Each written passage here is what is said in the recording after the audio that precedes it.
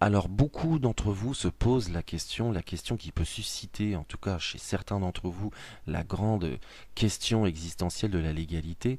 Comment dois-je déclarer les revenus que je dégage avec Profit 25? Avant toute chose, avant de plonger dans les méandres fiscaux, une chose importante qui, sait-on jamais, aurait pu échapper à certains d'entre vous, ne déclarez jamais l'argent que vous avez investi. Ne déclarez pas non plus l'argent qui ne sort pas de votre compte Profit 25.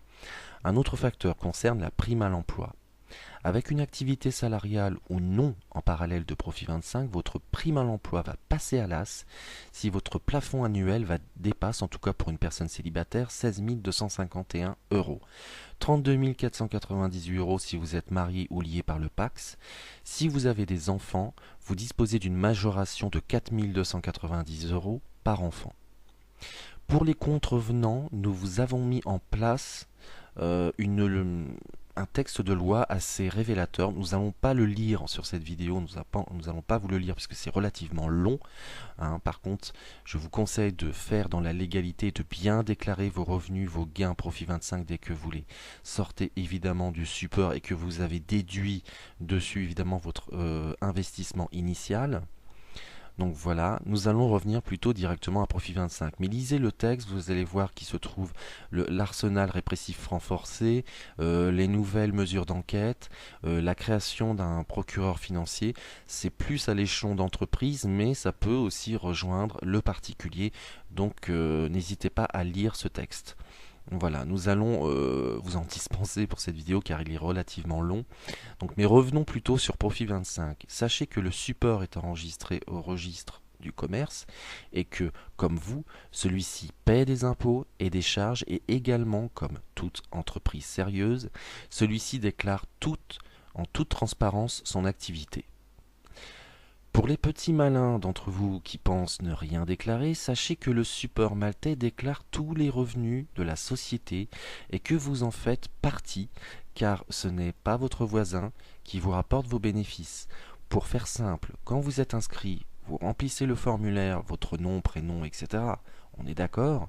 Et quand vous demandez un paiement, on vous demande aussi votre pièce d'identité, donc ça n'est pas pour rien, réfléchissez bien à tout ça.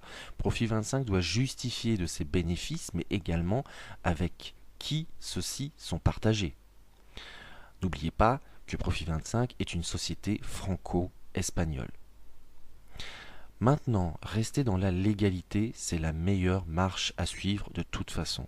Pour les fraudeurs, voici le risque, selon la gravité du cas. Et ça, ce sont des cas concrets.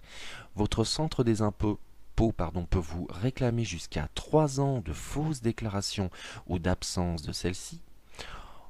En plus de cela, de vous réclamer les impôts non déclarés ou partiellement, on vous imposera 10, 40, voire 80% selon la gravité de la fraude. En général, c'est du 40% qui revient le plus souvent. Pour des fraudes plus graves, en général 80%. Attendez la cerise sur le gâteau. En plus de ce menu déjà bien chargé, on demandera également des indemnités de retard. Ce que vous attendez depuis le début de cette vidéo, évidemment, c'est comment déclarer vos bénéfices sur votre déclaration d'impôt. Eh bien, tout simplement, vous la déclarez sur le volet central, la ligne 2DC. Pour Profit 25, c'est la ligne des revenus des actions et des parts, hein, qui se situe dans revenus ouvrant droit à abattement. Les montants sont pré-remplis en général, mais vérifiez-les quand même, hein, à l'aide des documents envoyés par votre banque ou autre établissement financier. Vous trouverez sur la feuille centrale de votre fiche d'impôt le formulaire 2042. Vous devez déclarer vos bénéfices à la ligne 2 DC, revenus des actions et des parts. Ces revenus, évidemment, vous donnent droit à un abattement de 40%. Les impôts services. Mise à jour le 3 juin 2014, direction de l'information légale et administrative Premier ministre.